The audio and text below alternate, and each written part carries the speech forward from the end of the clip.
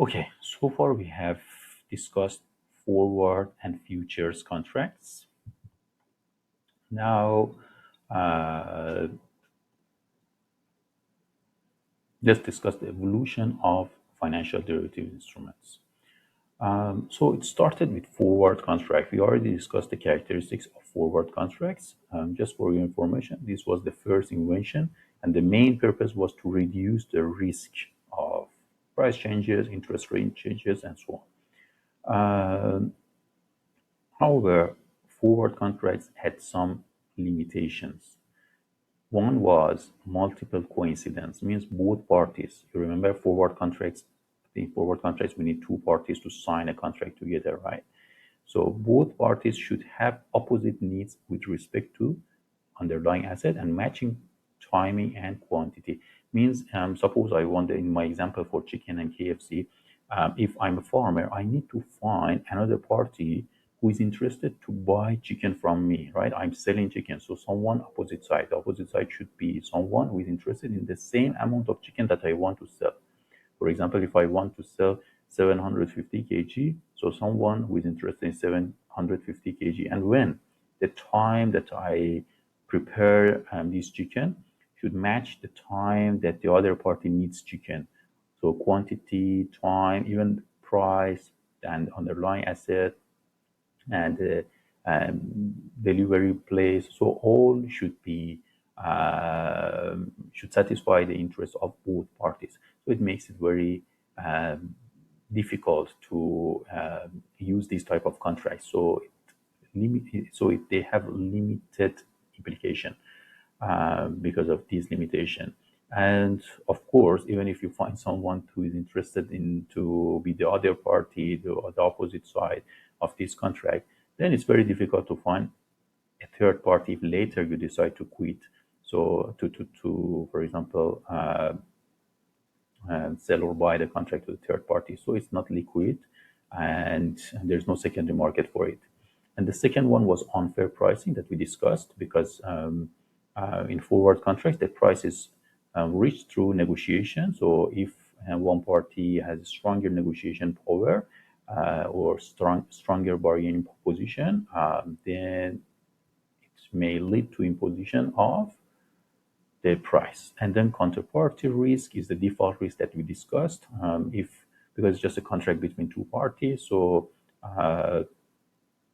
although it's a legally binding contract, the resource is slow and costly. This increases the default risk in forward contract. Blah, blah, blah. We have discussed all these things. So these are the three main problems, limitations of forward contract.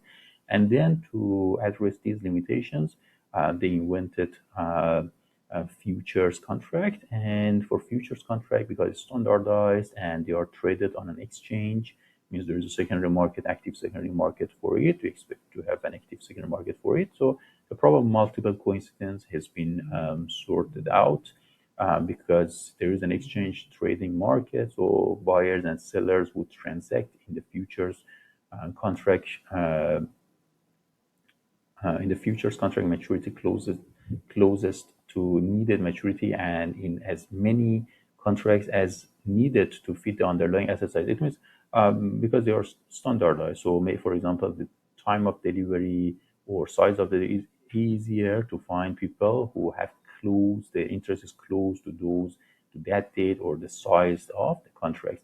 And unfair pricing is resolved since each party is a price taker on the exchange with the futures price, being that which prevails in the market at the time of contract initiation. So this means that you are not negotiating. I mean, any party cannot negotiate the power. The price is already the price in the market.